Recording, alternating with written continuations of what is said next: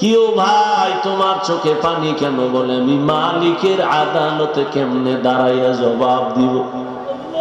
রহমতের নবী আম্মা জান আয়েশার হুজুরায় ঘুমায়।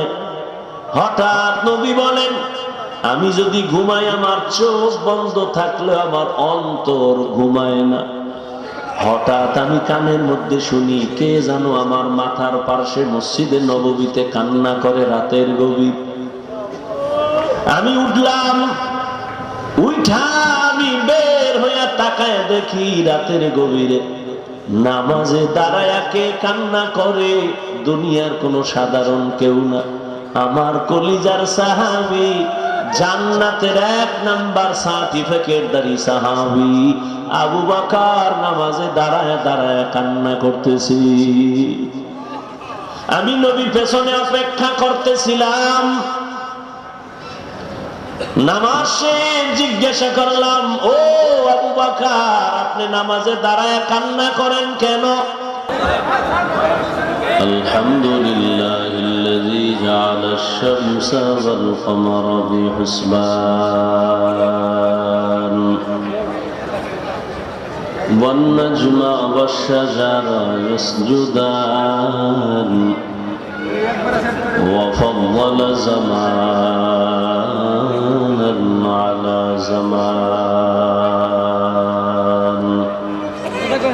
কামা ফাদ্দালা মাকানান আলা মাকান ওয়া ইনসানান আলা ইনসান। ونشهد أن لا إله إلا الله وحده لا شريك له لا ضد له ولا ند له ولا مثل له ونشهد أن سيدنا وسندنا وحبيب ربنا وطبيبنا وطبيب قلوبنا ومولانا محمدا عبده ورسوله أرسله بالحق بشيرا ونذيرا وداعيا إلى الله بإذنه وسراجا منيرا. اللهم صل على محمد النبي الأمي وعلى آله وسلم تسليما. وبعد فأعوذ بالله من الشيطان الرجيم. بسم الله الرحمن الرحيم. يا أيها الذين آمنوا اتقوا الله حق تقاته ولا تموتن إلا وأنتم مسلمون. وقال النبي صلى الله عليه وآله وسلم ألا كلكم راع وكلكم مسؤول عن رعيته أو كما قال النبي عليه الصلاة والسلام. صدق الله مولانا العظيم وصدق رسوله النبي الأمي الكريم. ونحن على ذلك من الشاهدين والشاكرين والذاكرين والحمد لله رب العالمين. سبحانك لا علم لنا إلا ما علمتنا إنك أنت العليم الحكيم. رب اشرح لي صدري ويسر لي أمري واحلل عقدة من لساني يفقه قولي. میں در ہو مجبور ہو اے سید عالم، میں در ہو مجبور ہو اے سید عالم، دیدار دکھاتے نہیں آواز نہیں ہے، دیدار دکھاتے نہیں آواز سنا دو. میں صورت یوسف کو نہیں چاہنے والا، میں صورت یوسف کو نہیں چاہنے والا، میں قیس کے مانند نہیں عاشق لیلا،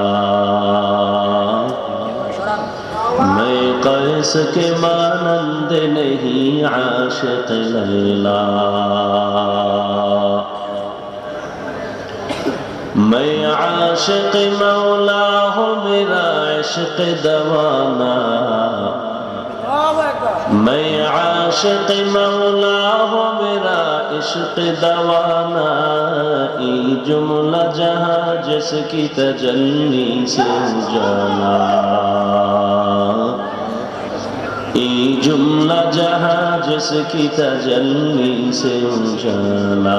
لا الہ الا اللہ، لا الہ الا اللہ، لا الہ الا اللہ، لا الہ الا اللہ، لا الہ الا اللہ، لا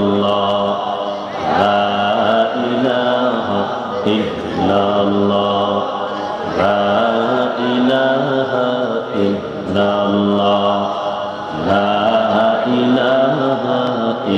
اللہ، لا الہ الا اللہ، لا الہ الا اللہ، لا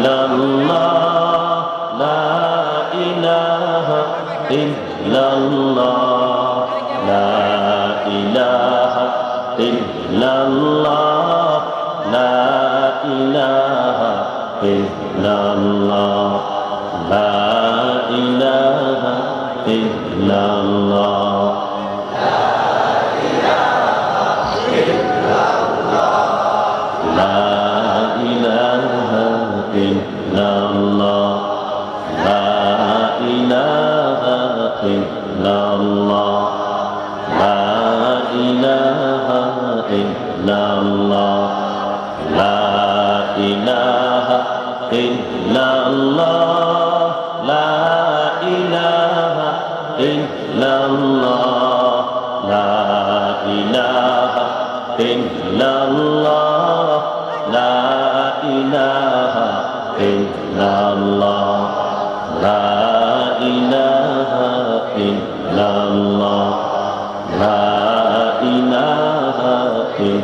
اللہ، لا الہ الا اللہ، لا الہ الا اللہ، لا الہ الا اللہ.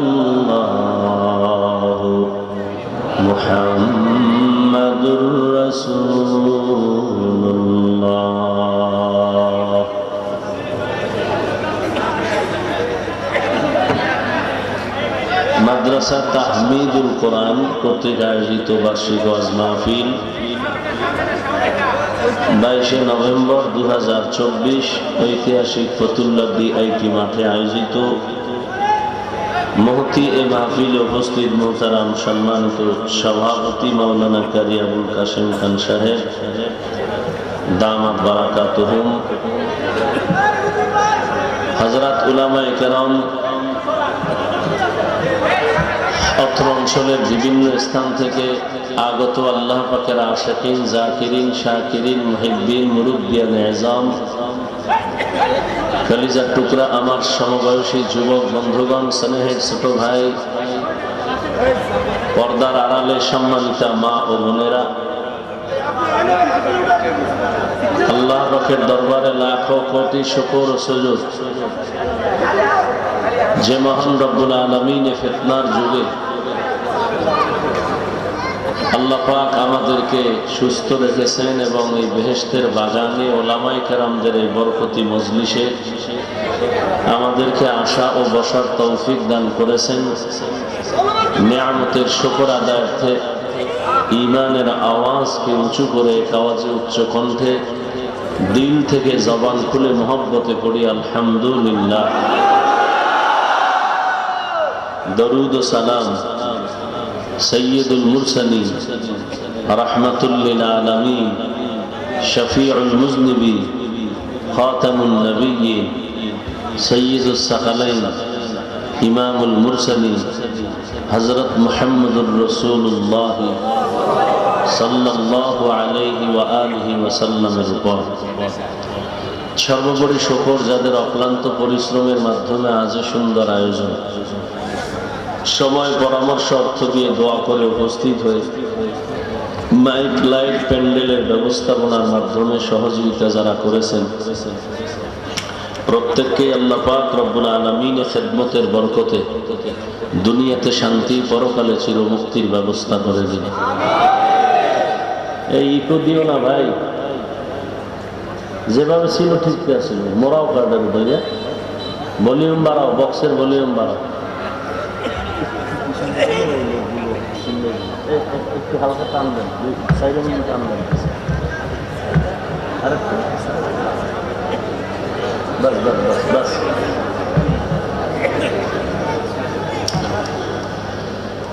হযরত উলামায়ে কেরাম দীর্ঘ সময় কোরআন সুন্নাহর আলোকে আলোচনা রেখেছেন, আপনারাও ধৈর্যের সাথে শুনছেন আলহামদুলিল্লাহ। অত্যন্ত গুরুত্বপূর্ণ আলোচনা রেখেছিলেন আমার আগে এই নারায়ণগঞ্জের সন্তান, ঐতিহ্যবাহী বারিদারা মাদ্রাসার সুনামধন্য মুহতামিম হযরত গুরুত্বপূর্ণ আলোচনা করেছেন। তার আগে আরো অনেক উলামায়ে কেরাম আলোচনা করেছেন। উলামায়ে কেরামের কথাগুলো সহি তরিকায় আমল করার তৌফিক আল্লাহ আমাদেরকে দান করেন। উলামায়ে কেরামের আলোচনা শুনবেন না কেন? জমিনের মধ্যে উলামায়ে কেরাম গোটা দুনিয়ার মানুষকে নিয়ে যেই ভাবাটা ভাবে, উলামায়ে কেরাম মানুষ কিভাবে শান্তিতে থাকবে, পরিবার নিয়ে, সন্তান নিয়ে, সংসার নিয়ে, সমাজ কিভাবে সুন্দর থাকবে, রাষ্ট্র কিভাবে সুন্দর থাকবে, সার্বিকভাবে উলামায়ে কেরাম যেই পরিমাণ উম্মত নিয়ে ভাবে, এই ভাবনাটা পৃথিবীর আর কারো মধ্যে নেই। কেউ বলতে পারবেন না যে হ্যাঁ অমুকে ভাবে, না। কেউ দল নিয়ে ভাবে, আমার দলটা গুছাই, কেউ নিজের পজিশন নিয়ে ভাবে, নিজের পরিবার নিয়ে ভাবে, কিন্তু পুরো দেশের মানুষের শান্তি সম্মান কিভাবে ঠিক থাকবে এ নিয়ে কেউ ভাবে না, একমাত্র উলামা। এজন্য আমি প্রায় সময় বলি যে উলামায়ে কেরাম ছাড়া আর নিঃস্বার্থ আপন বন্ধু এই উম্মতের আর কেউ নেই।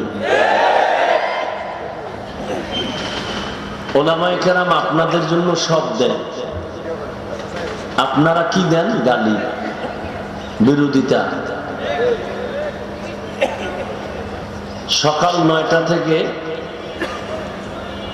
সন্ধ্যা 6টা অথবা সকাল 8টা থেকে বিকেল 4টা পর্যন্ত সরকারি বেসরকারি একটা ব্যক্তি চাকুরি করে।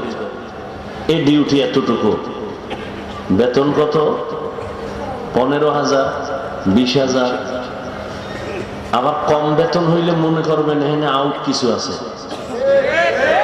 বেতন এত কম কেন? কয় এমনি এমনি পইরা যায় অনেক। আর একজন আলেমের ডিউটি কি? আপনাদের মসজিদের ইমাম 24 ঘন্টা কোথাও গেলে রিক্সার ড্রাইভার পর্যন্ত রিমান্ডের জিজ্ঞাসাবাদ শুরু করে, কই গেছিলেন? নামাজে দেখলাম না যে। ইমাম সাহেব কয় তুমি আমার জিগাও কে এত পাওয়ার আল্লাহ? তাই আমি রিক্সার ড্রাইভার। কত পাওয়ার কি? 5 টাকা মাসে বেতন দেই। এই পাওয়ার। একটু চিন্তা করেন তো, 24টা ঘন্টা একটা আলেম মসজিদ নিয়ে ভাবে, মুসল্লি নিয়ে ভাবে, অন্য কোনো কাজ করার সুযোগ থাকে না। অন্য কাজে গেল এই কাজের হক আদায় হয় না। বেতন কত দেন? শহরে থাকলে 10,000, গ্রামে আরো কম। বাকি কত? 6 মাস। গ্রামে আরো ডবল। যিনি এত বড় মসজিদের সভাপতি তিনি কত দেন? বলে মাসে 100। সেক্রেটারি কত? 50। তা পুরো মাস দাও আপনার না, 6 মাস পরে একবার দেন। একটু চিন্তা করেন তো, আল্লাহ কুকুরকে, হিংস্র প্রাণীকে আল্লাহ পাক গবেষণা করার মতো, ভাবার মতো মেধা আল্লাহ দেন নাই, মানুষকে দিছেন। মানুষ ভাবো, কই ছিলা, কই আসো, কই যাইতেছ, তোমার কে পাঠাইছেন, কেন পাঠাইছেন, কি কারণ? মানুষ ভাবো, তুমি মানুষ, তোমার হুশও থাকবে, মানও থাকবে, তো তুমি মানুষ, তোমার তো ভাবতে হবে। আমি আজকে ফতুল্লার স্টেজে কথা বলতেছি, আমার তো এমন একটা দিন ছিল আমি কাউকে চিনতাম না। আমার তো এমন একটা দিন ছিল আমি কথা বলা জানতামই না। আমার এমন একটা দিন ছিল আমি হাঁটতে পারতাম না। আমার এমন একটা সময় ছিল আমি আম্মুকে চিনি নাই, আব্বুকে চিনি নাই, ডাকতেও পারি না। আমার এই দিনটাই, সময়টা ছিল একটা পুঁজি, শুধু কান্না কান্না কান্না, আর কোনো পুঁজি ছিল না। আমার ক্ষুধা লাগছে, কান্না। আমি বাথরুমে যাব বলতে পারি না, আমার বাথরুমের ব্যাগ হয়েছে, কান্না। আল্লাহ মায়ের মধ্যে একটা চুম্বক লাগাই দিয়েছেন, সন্তানের শুধু কান্না দিয়া কখন কি চায় এটা শুধু মাই বুঝে, বাবাও বুঝে। বাবা বলে বাচ্চা কাঁদে কেন? ক্ষুধা লাগছে বোধহয়, খানা দাও। মা বলে মাত্র 5 মিনিট আগে খানা দিছি, তো কাঁদে কেন? এ কান্না হলো ঘুমের আগের কান্না। বাচ্চারা ঘুমের আগে, বাবা বুঝে নাই, কে বুঝছে? এই বুঝার মতো ক্ষমতা কে দিছেন?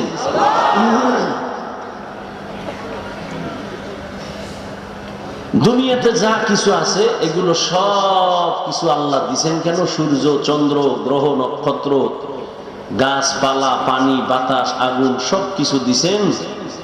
এগুলো দেখে দেখে ভাবো, ভাইবা ভাইবা তুমি কি ফলাফল নিবা, এগুলি কে বানাইছেন? এটা ভাইবা, তারে খুঁজবা, খুঁজা তার সাথে একটা সম্পর্ক তৈরি করবা। আল্লাযীনা ইয়াযকুরুনাল্লাহা কিয়ামান ওয়া কুউদান ওয়া আলা জুনুবিহিম ওয়া ইয়াতাফাক্কারুনা ফী খালকিস সামাওয়াতি ওয়াল আরদ ربنا ما خلقت هذا باطلا سبحانك فقنا عذاب النار। জ্ঞানী কারা?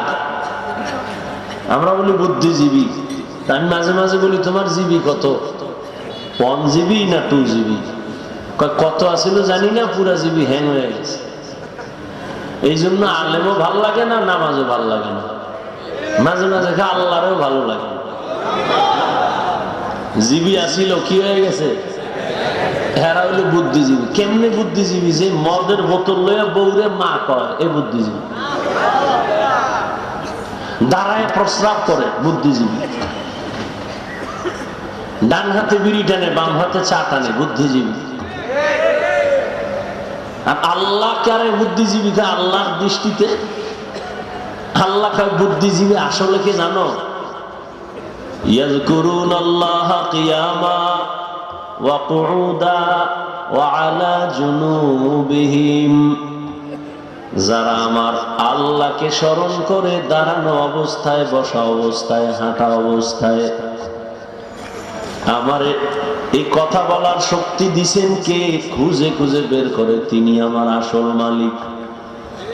আমি ঘুমের মধ্যে মইরা গেছি, মরার দোয়াই তো করছিলাম, আল্লাহুম্মা বিসমিকা আমুতু, ও আল্লাহ তোমার নামে আমি মরি, মরে গেছি। তুমি যদি না উঠাও আমার মা উঠাইতে পারো। যারা হাঁটা চলা অবস্থায় সব সময় গবেষণা করে আমাকে কে বানাইলেন, আমাকে কে দাঁড় করাইলেন, যিনি শক্তি দিছেন দাঁড়ানো, ওই আল্লাহ যদি বসার শক্তি না দেয় বসতে পারবো না, বসার পরে যদি দাঁড়ানোর শক্তি না দেয় আমার আর দাঁড়ানো যাবে না। কদম একটা দিয়া সামনে কদম যদি দিতে না দেয় আমার আর কদম দেওয়া চলবে না। জ্ঞানী যারা এরা ভাববে আসমান কে বানাইলেন, একটা খুঁটি নাই, সামান্য একটা 3 খাডালের হ্যান্ডেল দুনিয়ার বাঁশগুলো দিয়ে খাড়া করছে। আর আল্লাহর এত বিশাল বড় আসমান, এখান থেকে 500 বছরের দূরত্ব প্রথম আসমান।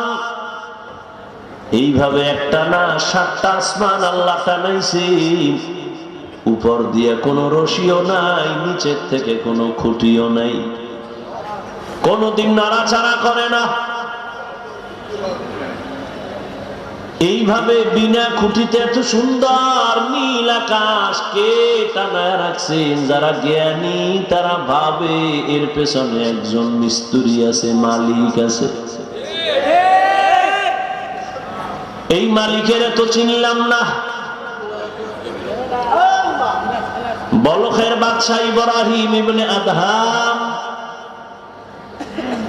মখমলের চাদরে আরামে ঘুমায়, হঠাৎ খবর শুনতেছে কে যেন ঠক ঠক করে আওয়াজ দেয় তার ঘুমের ছাদের উপরে, ঘুমের বিছানার উপরে।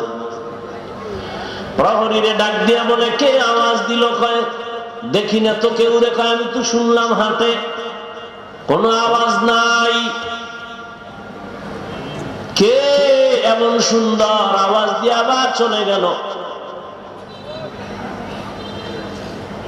একজনে গাইবি আওয়াজ দিয়ে কইতেছে আমি আমার হারানো একটা ঘোড়া তালাশ করতে এসেছি তোমার ছাদে। হারানো ঘোড়া কি ছাদে পাওয়া যায়? আল্লাহ আল্লাহদের একটা কথার মধ্যে অনেক কিছু ঢুকানো। আল্লাহ হেদায়েতের দরজা খুলতেছেন তো একটা বাহানা, একটা কৌশল অবলম্বন করছে। কাই বোকা, ছাদের উপর কি ঘোড়া পাওয়া যায়নি? বোকা তো তুমি। বলখের বাদশা ইব্রাহিম ইবনে আদহাম চমকে উঠে বসে গেলেন। এত বড় দুঃসাহস কার যে আমাকে বোকা বলল? এত বিশাল রাষ্ট্রের আমি মালিক, আমার কথায় পুরো দেশ চলে, আমাকে বোকা বলল কেন? বোকা বইলা কয় আমি বোকা না, তুমি বোকা। আমি যদি ছাদের উপরে ঘোড়া না পাই, তুমিও সুন্দর মখমলের বিছানায় ঘুমাইয়া তোমার মালিকের পাইবা না। ইনজেকশন একটা দিয়ে নাই, ভিতরে জ্বালা শুরু হয়ে গেছে। এখন কয় আমার আসলে কে এরকম আওয়াজটা দিল? আওয়াজ তো দিছে আমার জীবনের মধ্যে একটা ধাক্কা দিয়ে ফেলছে।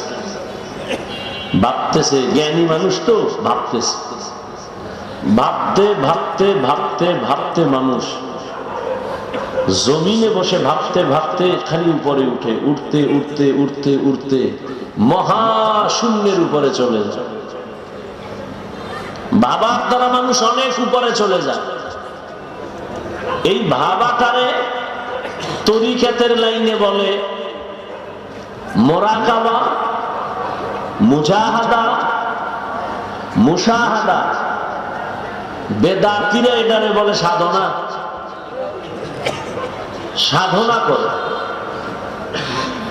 40 বছর পর্যন্ত প্রায় রাসূল সাধনা করেছেন বাইতুল্লাহ থেকে দূরে গিয়া হেরা পাহাড়ের গুহায় সাধনা করেছেন। এখন আপনার কাছে প্রশ্ন আমার, বাইতুল্লাহর দাম বেশি না হেরা পাহাড়ের দাম বেশি? বুঝেন না, বুঝলে জবাব দিবেন না, চুপ থাকবেন। উল্টা পাল্টা বললে ইমানের ঘাটতি হবে। বাইতুল্লাহর দাম বেশি না হেরা পাহাড়ের দাম বেশি? বাইতুল্লাহ। কোরআনের আয়াত দিয়ে তো বাইতুল্লাহর দাম আল্লাহ বলেছেন, ইন্না আউওয়ালা বাইতিন মুযিআ লিন-নাসি লাল্লাযী বিবাক্কাতা মুবারাকাও ওয়া হুদা মুবারাকাও ওয়া হুদাল লিল আলামিন।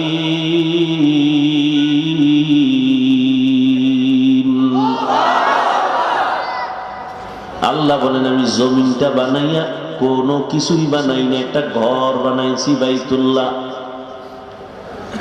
মক্কা নগরীর মধ্যে ঘর আমি আল্লাহ হেদায়েতের জন্য বানাইছি, ইবাদতের জন্য বানাইছি।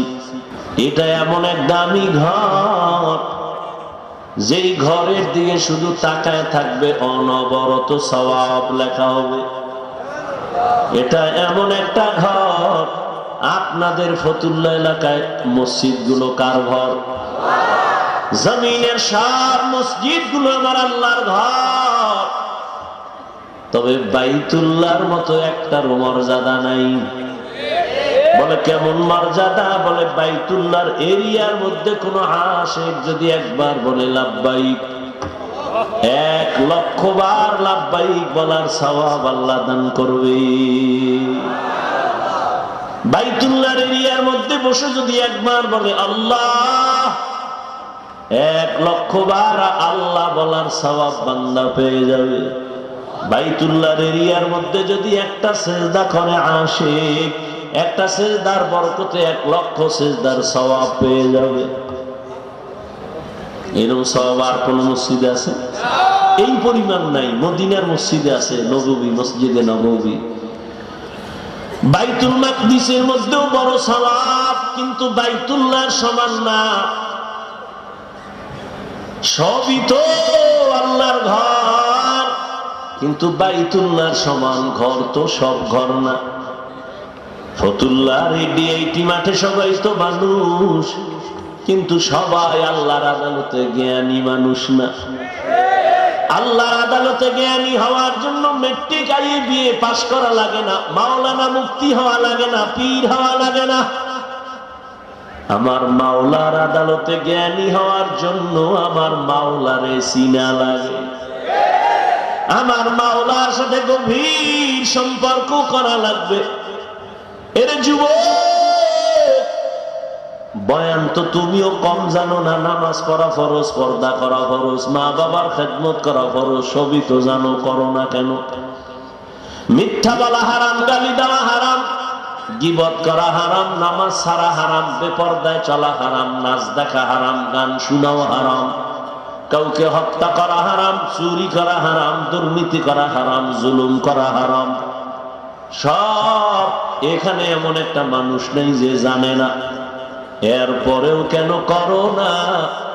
তুমিও মুসলমান, আমিও মুসলমান।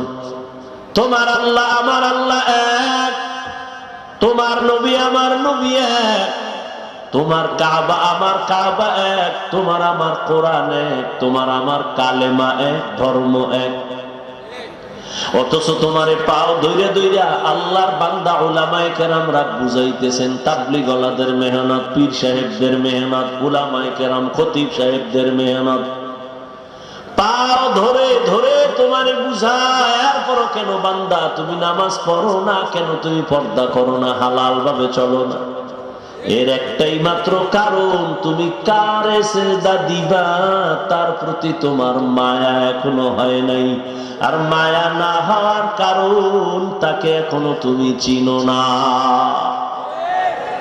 আমি টুপি খুলতে চাই না, লজ্জা। আর তুমি কেমন মুসলমান যে টুপি মাথায় দিতে চাও না, লজ্জা। আমি দাড়ি কাটতে চাই না, লজ্জা। তুমি কেমন মুসলমান, দাড়ি রাখতে চাও না, লজ্জা। আমি মসজিদে না ঢুকলে লজ্জা পাই, তুমি মসজিদে ঢুকতে গেলে লজ্জা পাও। আমি পর্দা না করলে লজ্জা পাই, তুমি পর্দা করতে গেলে লজ্জা পাও। ওরে আমিও তো তোমার মতো একটা মানুষ, আমি তো তোমার মতো রাত কাটাই, দিন কাটাই, 3 বেলা খাই। ও আল্লাহর বান্দারা, এই জমিনের হাওয়া বাতাস সূর্যের আলোতে তুমিও বড় হয়েছো, আমিও হয়েছি। ও আল্লাহর বান্দা বলো, আল্লাহ আকল দিছে, একটু আগেও বলছি কুকুর শুয়ারের দেয় না, মানুষের দিছে, একটু বলো তোমরা নবীর তরিকা আল্লাহরে বাদ দিয়া বলো কত উপরে উঠছো। আর আমরা যারা নবীর মহব্বতে আল্লাহ পাওয়ার জন্য দাড়ি রাখলাম, টুপি পরলাম, নামাজ পড়ি, পর্দা করি, হালাল খাই, বুঝাবার জন্য বলি, অহংকারী করি না রে বাবা। বলো আমরা কত নিচে নামছি। তুমি বলতে পারবা না, সেই শক্তি তোমার জবানে নাই, অন্তরে নাই। আমি বলি শুনো, কেউ কাঁদতেছে, পাইয়াও সব হারাইছি, আর একদল কান্দে, পাইয়াও পাই না। চেয়ারম্যানের চেয়ারের মেয়াদ শেষ। আর যারা নবীর আদর্শ নিয়ে আসিলাম, আগে যেমন আছি এখনো আছি, সামনে এমনই থাকবে, কোনো চিন্তাই নাই। চেয়ারম্যানের চেয়ারের মেয়াদ শেষ, আর নবীর আদর্শওয়ালা টুপিওয়ালা ওলামায়ে কেরামের কোনো মেয়াদি নাই, শেষ হবে আবার কি। এই সম্মানকে দিছেন, টাকা দিয়া সম্মান কিনলে ফুলের মালার পরে আবার জুতার মালা। আর আমার মাওলায় যারে সম্মান দেয়, ওই বান্দার সম্মানে দুনিয়াতেও বাদশা, পরকালেও বাদশা। এই চিন্তা করতে করতে আবু বকর জীবন কাটায় দিলেন, মরণে আমার কি উপায় হবে। পরশুদিন হাদিস দেখলাম, রহমতের নবী ইস্তেনজায় ঢুকছেন। ইস্তেনজা চিনেননি? এও তো অনেকে চিনেন, বাংলায় খাওয়া লাগবো না। রহমতের নবী হাজত ছাড়তে ঢুকলেন, বাথরুমে গেলেন। নবী বাথরুম থেকে বের হইয়া দ্রুত তায়াম্মুম করতেছেন, মাটি দিয়া। কি করেন? তায়াম্মুম করতেছেন রহমতের নবী। সাহাবী ডাক দিয়ে বলেন, ইয়া রাসূলুল্লাহ,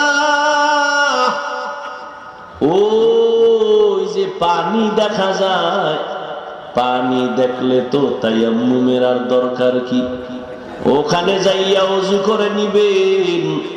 রহমতের নবী বলে, রে সাহাবী, আমি যে বাথরুম থেকে বের হইছি, ওই পানি পর্যন্ত যাওয়ার আমার কোনো গ্যারান্টি না। আমি এই জন্য তাড়াতাড়ি অজু বানাবো, পানি পাবো, তারপরে অজু বানাবো। ওই পর্যন্ত পৌঁছতে পারবো কিনা গ্যারান্টি নাই। এর মধ্যে না জানি আবার আজরাইল এসে হাজির হয়ে যায়। আজরাইল যদি আইসা হাজির হয়, আমার তো আর পানি পর্যন্ত যাওয়ার সুযোগ হবে না। চোখের সামনে দেখো লাশ আর লাশ। জানাজা পড়লি, লাশ কবরে দাফন করলি, আর পর নিজের লাশের চিন্তা করলি না। কত মা সন্তান হারায় কাঁদে, আমারে কে আম্মু বলে আর ডাক দিবে। মা সন্তান হারায় কাঁদে, আমি কাকে আম্মু বলে ডাক দিব। এরে আল্লাহর বান্দা, ভাই ভাই হারায় কান্না করতেছে, স্ত্রী স্বামী হারায় কাঁদে, স্বামী স্ত্রী হারায় কাঁদে। ও আল্লাহর বান্দা, এই কান্না তো তুমি কাঁদো না, তবে লেখা রাখো তোমার ঘরেও কিন্তু কান্না আসতেছে। এমন কান্না শুরু হবে, আর কান্না শেষ হবে না। ও আল্লাহর বান্দারা, এত বয়ান, এত বয়ান জানো, শুনো, এরপরও কেন মানো না রে বাবা? এর একমাত্র কারণ, আমার মালিকের দরবারে যে যাওয়া লাগবে, দাঁড়ানো লাগবে, হিসাব দেওয়া লাগবে, সে চিন্তাই নাই। এই চিন্তায় যারে ধইরা ফেলাইছি, ওই বান্দার দিকে তাকাইনি দেখবা চোখের কোঠায় পানি। কিও ভাই তোমার চোখে পানি কেন? বলে আমি মালিকের আদালতে কেমনে দাঁড়াইয়া জবাব দিব। রহমতের নবী আম্মা জান আয়েশার হুজরায় ঘুমায়। হঠাৎ নবী বলেন, আমি যদি ঘুমাই আমার চোখ বন্ধ থাকলে আমার অন্তর ঘুমায় না। হঠাৎ আমি কানের মধ্যে শুনি কে জানো আমার মাথার পার্শ্বে মসজিদে নববীতে কান্না করে রাতের গভীর। আমি উঠলাম, উঠা আমি বের হইয়া তাকায় দেখি রাতের গভীরে নামাজে দাঁড়ায়া কে কান্না করে।